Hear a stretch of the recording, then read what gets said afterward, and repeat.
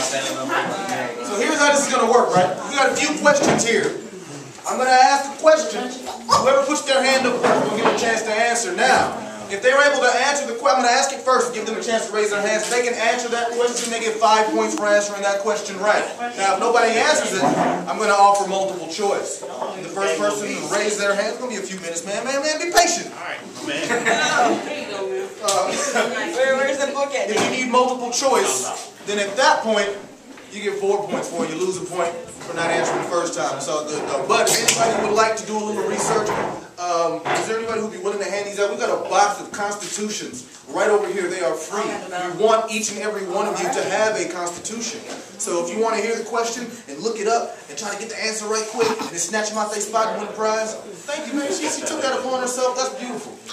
But yes, that's how this is going to work. We are playing our constitutional game, and the prize is this book chock full of awesome information about how to rule your world. Fight those who are trying to rule the world. That's not fair. Now you want to have to do yours?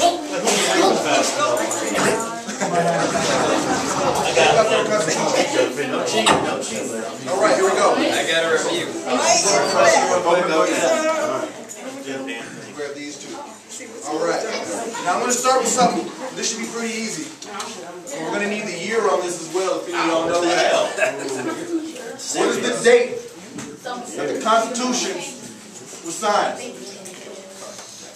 1791. 1791. What's the date? What's the month and the day there? September 19th. Today is September 17th as we celebrate Constitution Day. Shit. No, I'm going to offer. Yeah.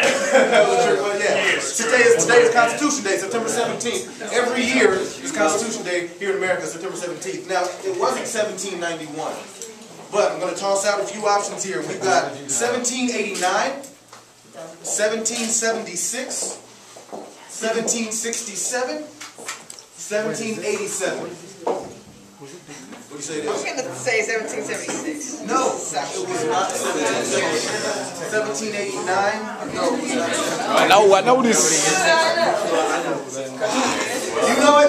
I know it. What year was it? 1787. Y'all hear that? September 17th, 1787 is the day that our Constitution was put into effect. Nobody got any points on it. Well, they got negative. Yeah, now all y'all owe me $5.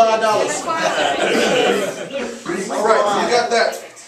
Now what is the name of the first, this for these guys right here, the name of the first 10 amendments of the name of the first 10 people who signed the Constitution. The first 10 amendments of the Constitution are referred to as the Bill of Rights. This man here has 5 points. He is in the lead currently.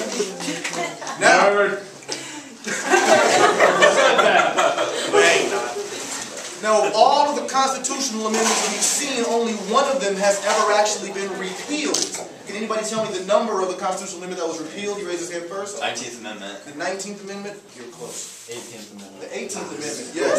He has 5 points, so we got a tie here, 5 and 5. Now I'm going to follow up on that question. The 18th Amendment was repealed. What did the 18th Amendment prohibit?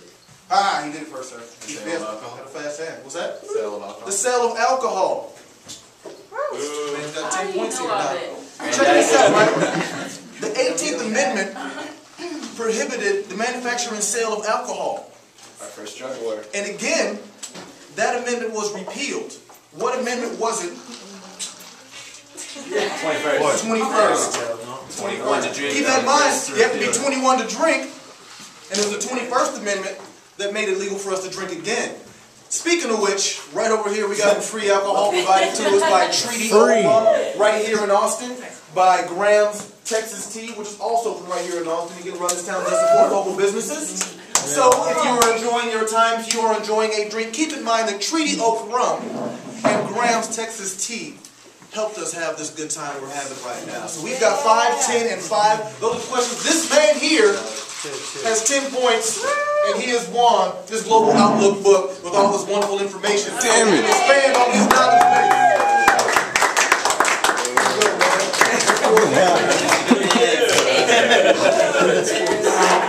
Thank you all for participating. Your consolation prize is a high five. Yeah! Yeah! It's already like 5 tilts. Now, there is going to be one more. This man looks like he has some questions to answer. So when we do our second round, we're going to allow 4 more to come up in here and test your constitutional knowledge. Get it all. In the It's still like I just Constitution Society. That makes sense. Makes sense. We're going to get this man up here. Now,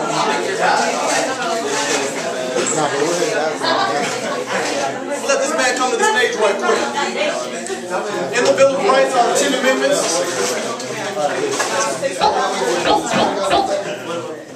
Second amendment. All right. Come to the stage. Introduce yourself. I'm going to let this man tell y'all a few things. You want to use the mic? This man is here to speak on a particular amendment that I happen to favor. I will let him now take the floor. Okay, my name is Jose Nino, and I'm a current student at UT, where I'm a member of the Libertarian Longhorns and Students for Concealed Carry on campus. And I'm just here to announce, my first announcement is going to be that on September 28th, John Locke, the author of More Guns, Less Crime, is coming to UT to talk about concealed carry on campus and the general effects that concealed carry has had on reducing crime across the board throughout the nation. More guns, less crime. What a concept! Yeah.